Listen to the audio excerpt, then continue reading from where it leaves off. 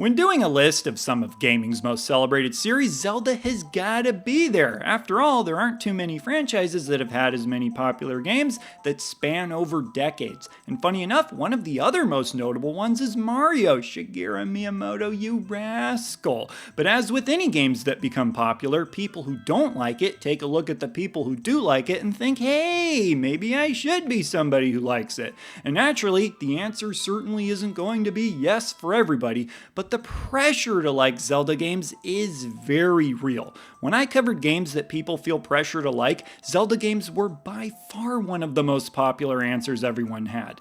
The fans are passionate. I can understand why someone would feel pressure to like this series. If people are constantly hooting and hollering about how great something is, how can you not be left with the impression that people think there's something wrong with you for not liking it? Can you imagine what kind of psychological torment people who don't like pizza have to deal with? They could probably say they dislike newborn babies and people would be less critical of them.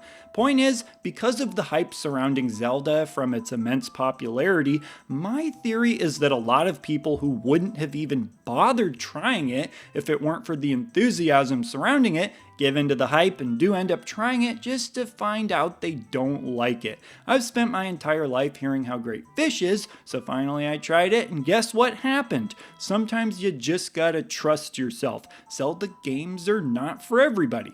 But before we go any further, let's talk about what people do like about Zelda games. Naturally, the various games offer different things, but I think there are some general qualities that most Zelda games have in common, like smashing all the pots in somebody's home, or just a general brand of tomfoolery. People do like to horse around in Zelda games.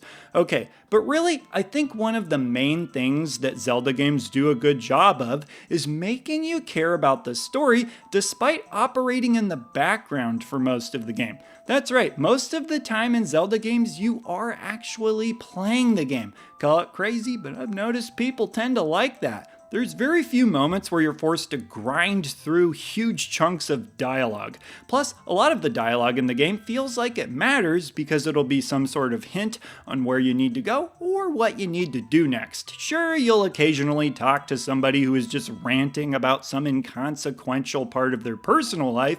We've all known somebody like that in real life, but even then, these characters still have, well, character. Everything put into the game feels like it matters, all part of a cohesive world. Like there was serious thought put into each aspect. Talking to characters often will lead to side quests, even if they're not a part of the main quest. And the side quests are generally pretty solid, rarely feeling like half-baked filler, as I would argue they do more often than not in other game series. Then there are the dungeons, and hot doggy do Zelda fans love them some dungeons.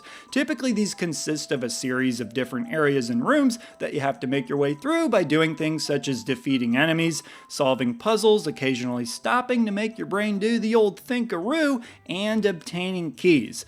The puzzles themselves have a very distinct feel to them. They're not what I would call mind benders in the way something like a Rubik's Cube would be, but they're also usually not total pushovers either, for the most part. They're more so about making the player feel clever when they do finally solve them, usually by utilizing something that the game has been trying to teach you, like, hey, you know that item you just found? Maybe you should use it. Speaking of which, most dungeons will reward you with a significant weapon or item that you find halfway through that you will then use to make your way through to the end boss and defeat it. Some of which are pretty dang unique and cool. I remember the first time I got the hook shot. Typically each dungeon will have its own theme that ties together nicely with the weapon and boss, making the dungeons more memorable as a result.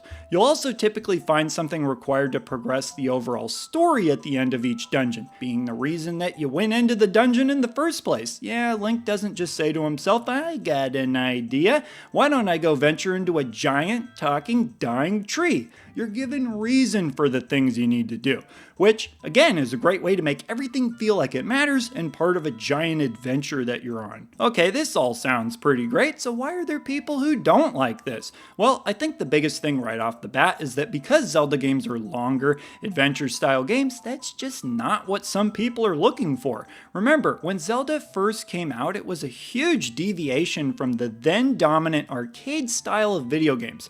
So for some people, it might have felt felt revolutionary, but for others it may have felt too different. Of course, back then and nowadays, people who do like longer games don't necessarily like Zelda games. I mentioned how part of the appeal of the games comes from feeling clever when you solve the puzzles.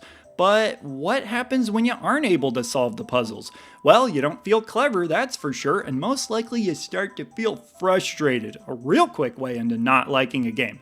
Now, this isn't to say that people who can't solve the puzzles are dumb, as even some of the biggest fans of the series can relate to the feeling of getting stuck at certain parts and not knowing what to do. It just depends how much patience you have for something like that, and how much you enjoy being able to eventually overcome those roadblocks. Or how comfortable you are just looking up a guide. Life's too short to get stuck in Zelda. And this applies not only to the puzzles in the dungeons themselves, but also to the parts of the game in between dungeons that often require some thought to figure out how to advance. This is what I refer to as what the heck do I do / where the heck do I go difficulty. If you're not a fan of this kind of difficulty, then there's a good chance you're not a fan of Zelda games. Also, if you're not feeling invested in the world or story, then you're likely going to have less patience for figuring out how to progress through the game. I pulled an all-nighter baking a surprise birthday cake for my wife once. If I hadn't been invested, I wouldn't have had the patience required to do it. When it comes to the theme and setting of Zelda games, they've definitely got their own unique flavor. There's a lot at stake when it comes to the overarching story, and yet the world is full of tons of goofy, eccentric characters. They can become endearing in their own weird kind of way, and often there's ways to have different interactions with them and learn more about them depending what you do. Like pissing off the creepy windmill guy. And speaking of creeps, how about Tingle? Most people either hate him or love him, or perhaps really hate and love him. You'll rarely find any opinions that are neutral on this guy. In any case, not everybody will see the appeal of the quirky characters and may even find them off-putting. I've also noticed that some people aren't fans of the combat in Zelda games. The general combat with your default weapon, a sword, tends to be pretty simple, and for some it's just too simple. I don't think people expect it to be like Ninja Gaiden or something, but perhaps would just like to see a little more depth. In fairness to most Zelda games though, because they're constantly introducing so many different items that you can use, of which many can be used as weapons, the game is more so about figuring out which items to use against which enemies and in what ways. In fact, in some cases you can only defeat certain enemies by using a specific weapon or attack. But again, some people may just prefer that the depth or combat come more from the sword play. If that's the case, even games that try to do a little more with it, like Twilight Princess, probably aren't going to be enough.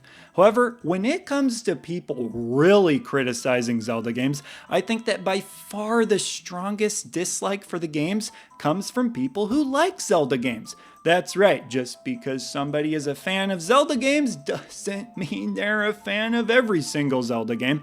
I would assume this is because they've created such high standards for the games based on the amazing experiences they've had with other games in the series. Quick little story for you. My mom makes such good cranberry sauce that I've considered all the cranberry sauce that's come after it to be complete trash. It seems like most Zelda games have a signature complaint about them that you see a lot of. Wind Waker, too much time spent sailing, and the Triforce quest sucks. Majora's Mask, too different from Ocarina of Time and too many side quests. Twilight Princess, too similar to Ocarina of Time and not enough side quests. Skyward Sword, motion controls suck and not enough exploration. Spirit Tracks, straight up dog crap. There's also some people who only really like the top-down style games, typically older games or games that are more aligned with the older games, as opposed to the 3D Zelda games, depending how you define 3D. They find the top-down Zelda games to be more immediate, snappy, and just generally faster paced.